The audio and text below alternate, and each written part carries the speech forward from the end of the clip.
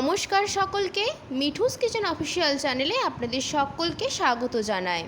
আশা করি আপনারা যেখান থেকে আমার এই ভিডিওটি দেখছেন আপনারা সকলে ভালো আছেন এবং সুস্থ আছেন।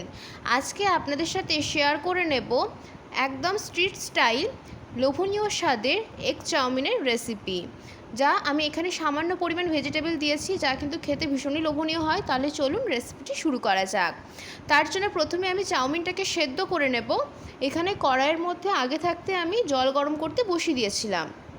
জলটা যখন মোটামুটি ভালো মতো গরম হয়ে আসবে, ঠিক সেই পর্যায়ে আপনারা যতটা পরিমাণ চাউমিন বানাবেন সেই মতো এখানে চাউমিনটা দিয়ে দেবেন। এখানে কিন্তু আমি চাউমিনটা একদম যাতে পারফেক্ট স্ট্রিট স্টাইল হয় সেই জন্য এখানে একদম মোটা দানা যে চাউমিনটা হয় সেটা নিয়েছি। অনেকেই আছে সরু চাউমিনটা খেতে পছন্দ করেন, অনেকে আছে মোটা দানা চাউমিনটা খেতে পছন্দ করেন। আপনাদের যেটা পছন্দ সেটা নিতে পারেন, তবে একদম যদি পারফেক্ট দোকানের মতো করতে হয় তবে কিন্তু এই মোটা দানা চাউমিনটাই ভালো হয় আর খেতে খুবই সুন্দর হয়। সেই জন্য আমি এখানে পরিমাণ মতো চাউমিনটা নিয়েছি। নেওয়ার পরে পরিমাণ মতো নুন দিয়ে হালকা হাতে একটু নাড়াচাড়া করে দেবো যতক্ষণ অবধি চাউমিনটা একটু সেদ্ধ হচ্ছে। আর খুব গলা গলা করে না সেদ্ধ করবেন না, তাহলে কী হবে, চাউমিনটা ভাজার সময় কড়াইয়ের গায়ে লেগে যেতে পারে এবং খেতে ভালো লাগবে না, দেখতেও ভালো লাগবে না। সেই জন্য একটু শক্ত থাকা অবস্থাতেই কিন্তু আমরা চাউমিনটাকে নামিয়ে নেব। বেশি একদম গলা গলা করে সেদ্ধ করব না, কারণ যেহেতু চাউমিনটা আবার পরবর্তীতে আমরা তেলের মধ্যে ভেজে নেব, সেই ক্ষেত্রে যদি একদম গলা করে নাও সেদ্ধ করা হয় কোনো অসুবিধা হবে না। 7 থেকে 8 মিনিট একদম মিডিয়াম টু হাই ফ্লেমে দিয়ে, যেহেতু ফুটন্ত গরম জলের মধ্যেই চাউমিনটা দিয়েছিলাম, জলটা আগে থাকতে গরম করতে বসিয়ে দিয়েছিলাম, সেই জন্য খুব একটা কিন্তু বেশি সময় লাগবে না, 7 থেকে 8 মিনিট মতো সময় লাগবে। এবার চাউমিনের কোয়ালিটির উপর ডিপেন্ড করছে চাউমিনটা সেদ্ধ হতে কতটা সময় লাগে। সেটা কিন্তু দেখবেন চাউমিনের প্যাকেটের গায়ে লেখা থাকতে পারে যে কোন চাউমিনটা কতটা সময় লাগে সেদ্ধ হতে। এখানে কিন্তু আমি প্রায় 8 মিনিট মতো চাউমিনটাকে একটু নাড়াচাড়া করে একটু ফুটিয়ে নিয়েছিলাম মিডিয়াম টু হাই ফ্লেমে, তাহলেই কিন্তু আমাদের চাউমিনটা খুব সুন্দর মতো সেদ্ধ হয়ে গিয়েছে। এর থেকে কিন্তু বেশি করে সেদ্ধ করব না, তার কারণ একদম নরম হয়ে যাবে, যেটা খেতে একদমই ভালো লাগে না এবং ভাজার সময় কড়াইয়ের গায়ে লেগে যায়, দেখতেও ভালো লাগে না, খেতেও ভালো লাগে না। চাউমিন একদম ভালো মতো সেদ্ধ হয়ে গিয়েছে। ঠিক এই পর্যায়ে এখানে আমি একটি জালতির মধ্যে, মানে একটি ছিদ্রযুক্ত পাত্রের মধ্যে চাউমিনটাকে আমি জল ঝরিয়ে তুলে নেব। সুন্দর করে জলটাকে ঝরিয়ে নিতে হবে এবং আমি এখানে একদম ঠান্ডা জল দিয়ে চাউমিনটাকে ধুয়েও নেব। এতে করে কি হয়, সুন্দর মতো কিন্তু চাউমিনটা যখন ঠান্ডা হয়ে যায়, যখন আমরা তেলের মধ্যে ভাজবো একদম ঝরঝরে থাকে। আপনারা চাইলে চাউমিনটা যদি জল দিয়ে না ধুয়ে বলেন একটু তেল মাখিয়ে রাখবেন, সেটাও করতে পারেন আপনাদের পছন্দ মতো। তবে আমার মনে হয় এইভাবে যদি জল দিয়ে একটু ধুয়ে নেওয়া যায় চাউমিনটাকে ভালো করে, তাহলে খুব সুন্দর মতো কিন্তু চাউমিনটা একদম ঝরঝরে থাকে। আর কড়াইয়ে যখন আমরা পরবর্তীতে সমস্ত কিছু উপকরণ দিয়ে ভাজবো একদম কড়াইয়ের গায়ে লেগে যায় না। এরপরে যেহেতু চিকেন দেওয়া হবে, সেই ক্ষেত্রে এখানে আমি কড়াইয়ের মধ্যে আগে থাকতে রিফাইন অয়েল গরম করতে বসিয়ে দিয়েছিলাম। তেলটা ভালো মতো গরম হয়ে আসলে এখানে 200 গ্রাম মতো বোনলেস চিকেন রয়েছে, ছোটো ছোটো করে টুকরো করে নিয়েছি চিকেনটা আমি এর মধ্যে দিয়ে দিয়েছি। চিকেনটা দেওয়ার পরে এর মধ্যে দিয়ে দেব পরিমাণ মতো নুন এবং সামান্য অল্প পরিমাণে দিচ্ছি এখানে আমি হলুদের গুঁড়ো।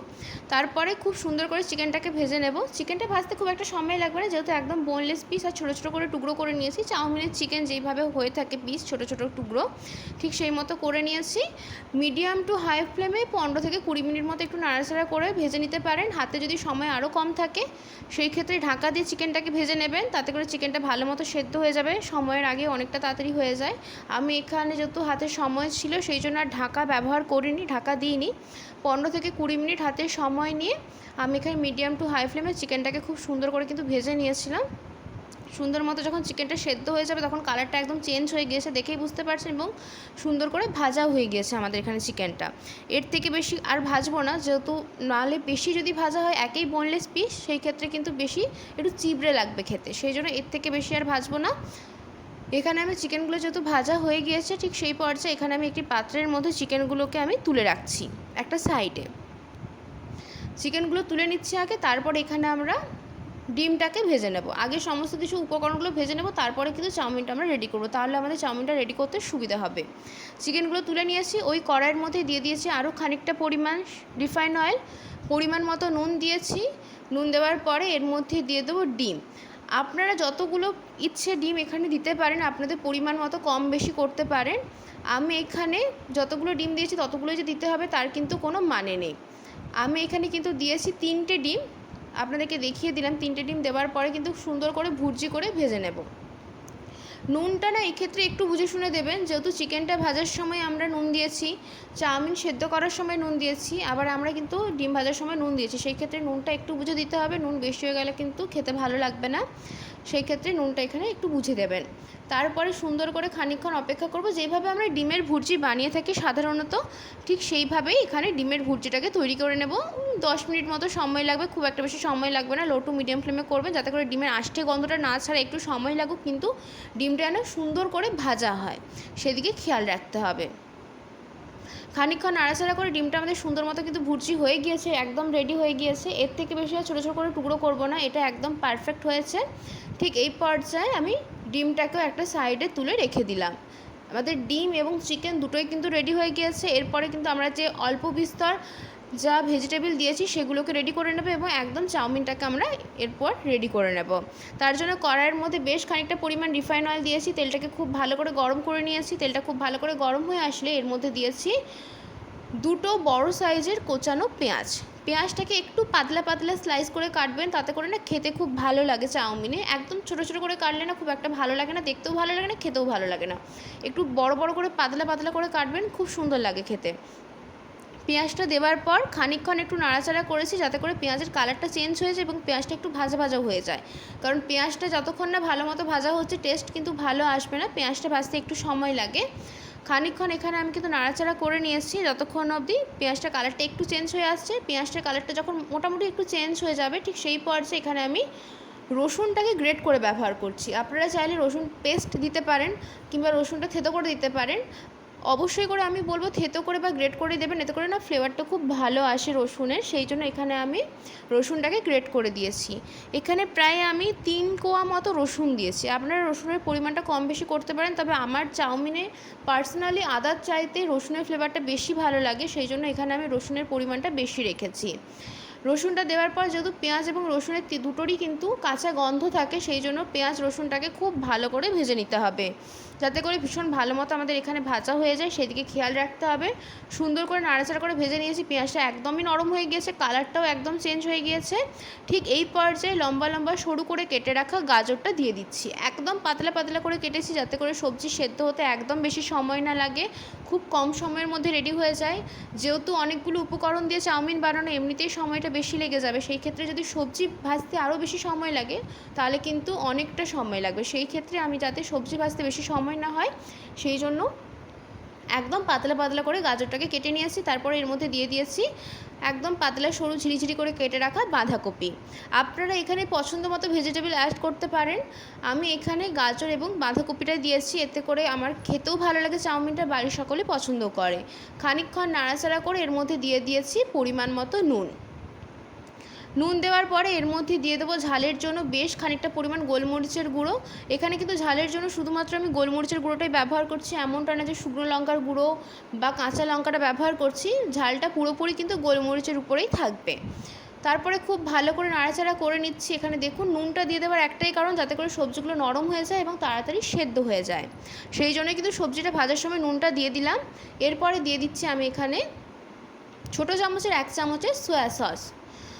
সয়া সসটা দেওয়ার পরে দিয়েছি ছোটো চামচের 1 চামচ, এখানে আমি দিয়ে দিয়েছি টমেটো কেচাপ বা টমেটো সস যেটাকে বলুন না কেন।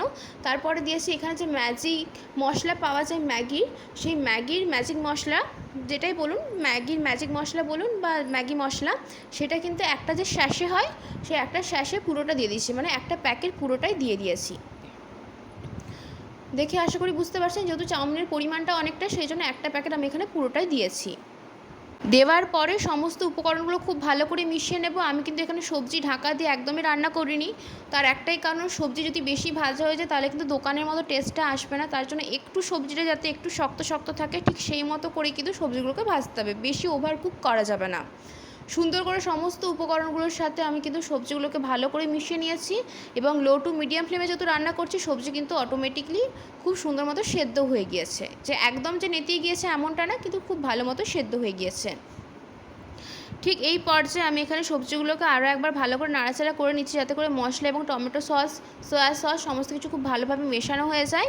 ঠিক এই পর্যায়ে এর মধ্যে দিয়ে দিচ্ছি আগে থাকতে সেদ্ধ করে ধুয়ে রাখা চাউমিনটা আশা করি দেখে আপনারা বুঝতে পারছেন কতটা ঝরঝরে লাগছে। যেহেতু আমরা ঠান্ডা জল দিয়ে একদম ধুয়ে নিয়েছিলাম ভালো করে, সেই জন্য চাউমিনটা যখন আমরা ভাজবো তখন কিন্তু কড়াইয়ের গায়ে কোনোভাবেই লেগে যাবে না বা চিপকে যাবে না। নাহলে চাউমিন ভাজার সময় খুবই একটা অসুবিধা হয় যে কড়াইয়ের গায়ে অনেকেই বলেন যে লেগে যায়, চিপকে যায়, ভালো মতো দেখতে লাগে না, খেতেও ভালো লাগে না। সেই ক্ষেত্রে এই টিপসটা ফলো করে দেখতে পারেন, ভীষণ ভালো হয়।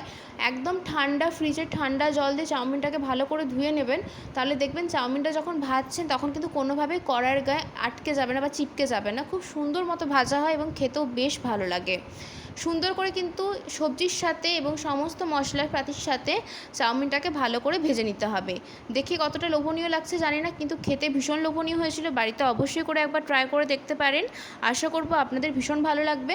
মোটামুটি যখন দেখবেন যে সবজির সাথে সমস্ত উপকরণগুলো এবং চাউমিনটা খুব ভালো মতো আমাদের এখানে মেশানো হয়ে গিয়েছে, তখন আমরা এক এক করে ভেজে রাখা যে চিকেনটা আমরা রেখেছিলাম এবং যে ডিমের ভুর্জি আগে থাকতে আমরা তৈরি করে রেখেছিলাম, সেগুলো কিন্তু এক এক করে এর মধ্যে দিয়ে দেওয়ার পরে বেশ খানিকক্ষণ একটু নাড়াচাড়া করলে আমাদের একদম দোকানের মতো street style egg chowmein recipe একদম রেডি হয়ে যাবে। আজকের রেসিপি আপনাদের কেমন লাগলো অতি অবশ্যই করে কমেন্ট করে জানাবেন। যদি ভালো লেগে থাকে তাহলে অবশ্যই করে আমার চ্যানেলটিকে সাবস্ক্রাইব করে দেবেন, লাইক শেয়ার কমেন্ট করতে ভুলবেন না।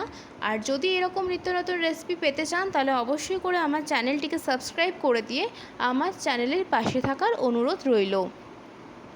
খুব সুন্দর করে কিন্তু আমি আরেকবার নাড়াচাড়া করে নিচ্ছি। চিকেন আর এগটা যেহেতু দিলাম সেই জন্য মিনিট 5 একটু নাড়াচাড়া করে নেব, যাতে করে খুব সুন্দর মতো এগুলো আরও একটু ভালো মতো ভাজা হয়ে যায়। ভাজা তো রয়েছে, ভাজার কিছু নেই, তাও আর একটু যাতে করে ফ্লেভারটা চাউমিনের মধ্যে ভালো মতো আসে।